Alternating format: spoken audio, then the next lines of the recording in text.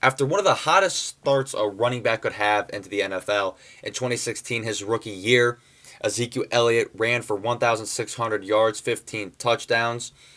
And then in 2017, after being suspended for 6 games, still put up almost 1,000 yards, averaging 98 yards a game. In 2018, being a workhorse back again, leading the league in yards, carries, yards per game as well. Carrying the Dallas Cowboys to a playoff appearance, and then having a down year in 2019, but still making the Pro Bowl, putting up over 1,300 yards and 12 touchdowns. Had a total collapse in 2020, only playing in 15 games. Only averaging 4 yards a carry on the dot, having 979 yards and 6 touchdowns, being a decent threat in the receiving game, but having a career low despite 52 receptions. And in 2021, there was a lot of expectations for Ezekiel Elliott. The offensive line was finally healthy. Dak Prescott was back. This defense is going to be able to support the offense, which means the Cowboys are just going to be able to feed Zeke and Tony Pollard. And they're going to get a lot of touches. But like 2020, he got injured. Through the first 4 games of 2021, Ezekiel Elliott was very, very, very good. And at one point led the league in yards per carry and scrimmage yards. And then he suffered a knee injury, bruised his kneecap, had a couple sprained ligaments, which really derailed him for the rest of the year. And I give him credits. He did not miss a single game. But he did reach the 1,000-yard mark and 10 touchdown mark on 7 less carries than last year, but less yards per game, which means he got 1,000 yards as a result of having the 17-game season. So the last 2 years is all a personal opinion on how you view Zeke.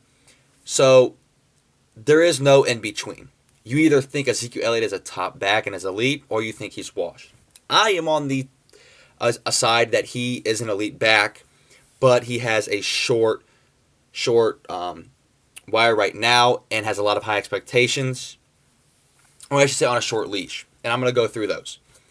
Ezekiel Elliott, when healthy from 2016 to 2018, absolutely dominated football. And yes, he was young. In 2019, he was still banged up, and the team was 8-8, and he still had 300 carries, over 1,300 yards, 12 touchdowns, was a weapon in the passing game with 420 yards, and still made the Pro Bowl and a stacked running back talent in the NFC in 2019 with a lot of guys who broke out, like the Aaron Jones, the Alvin Kamara's, the McCaffreys, and he was still able to make the Pro Bowl, which is insane. But in 2020, the whole Cowboys team was really, really bad, and that included Ezekiel Elliott. He was awful. Led the league in fumbles, and fumbles lost. Just really had a fumbling issue. Only averaging the 4 yards a carry. And then in 2021, he was healthy to start the season. He looked really, really good through weeks 1 through 4. He looked like 2016 and 2017 version of himself, but then completely collapsed in the second half of the season because of his knee injury that he played through, and he also came out and had a shoulder injury. So you either think he's washed or really, really good. I think he's really, really good and had some unfortunate circumstances, like the pandemic year, the whole team being injured, and then last year with an injury. But in 2022, it is a make-or-break year. Whether you think he's elite or not, it will be a make-or-break year. He has a high cap hit, a young guy behind him who the last few years has played better than him, a team that is in win-now mode, it's win or bust, and a team that is transitioning on the side of age and will be moving on from older players if it all goes south relatively quickly. And let me go what I mean by that. The Cowboys have an aging offensive line, an aging offensive core with a lot of young talent, and a lot of cap space troubles that will be coming up in the future, and they're going to have to get rid of a contract or two in the next 2 years to re-sign guys like Trayvon Diggs, Tony Pollard, CeeDee Lamb, Micah Parsons. And right now, Dalton Schultz, Zach Martin's going to need another contract extension. His contract expires in 2 years. So you have a lot of these big money contracts that are out to players right now, and a lot of guys need to get paid. And then Ezekiel Elliott has a young fourth-year running back, or a guy who's going into his 4th year in Tony Pollard, who is an absolute stud.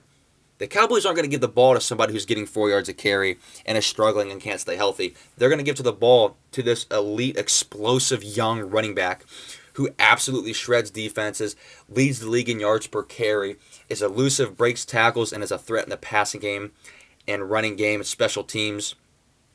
That's just common sense. As much as I love Zeke, they can't give him the ball when he's making 10 times the money Pollard is and not playing as well as him.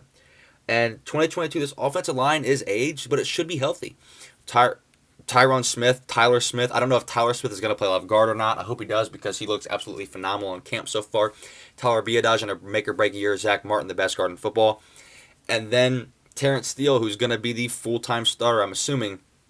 Or they put Tyler Smith out there with Leo Collins gone. And when I go back to that contract thing, Ezekiel Elliott is making, I think, close to $15 million a year this year with a cap hit of around $14.5. And with the contract, or with the current contract feud with Dalton Schultz, that money needs to be there. That money needs to be there for Trayvon Diggs next year. That money needs to be there for Micah Parsons 2 years down the line. And I know we're already talking about a Micah Parsons contract extensions after his rookie year. But the Cowboys lost so much talent over the last 2 years due to cap issues. And I know the Cowboys don't want to make that happen over a running back who is progressively on the decline.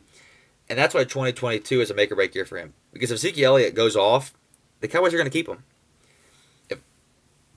If Ezekiel Elliott has 1,400, 1,300 yards, 10-plus touchdowns, while splitting carries with Tony Pollard, and stays healthy and the Cowboys go on a run in the postseason, they're going to keep him. If he doesn't, I think it could be his last year in Dallas. And I'm one of the biggest Ezekiel Elliott fans. You know, Dak Prescott is my favorite all-time player. He's my favorite player on the Cowboys. He's just my favorite guy. Right behind Dak Prescott when it comes to my favorite players is Ezekiel Elliott. And I don't want to see him leave. I hope he plays his entire career of Dallas. But the situation, I'm a Dallas Cowboys fan. I want to see the Dallas Cowboys win. And if Ezekiel Elliott does help this team win, then, you know, it'll be time to move on. And I hope he has a breakout year in 2022. I hope him and Pollard both have 1,000 yards. And especially with how this offense is going to change, Ezekiel Elliott will probably be more of a run guy. Tony Pollard will be a receiving back primarily, especially the offense with the Cowboys lacking weapons to start the season. And I'm not saying a receiving core is bad. I'm just saying Michael Gallup is expected to miss the start of the season. Jalen Tolbert's a rookie, so you really can't expect much from him in the first 4 games. So the Cowboys will be relying on CeeDee Lamb, Dalton Schultz, and James Washington in the passing game because, like I said, Gallup won't be there. Tolbert will be a rookie. They're going to slowly bring him in. And then Ezekiel Pollard will be there as weapons.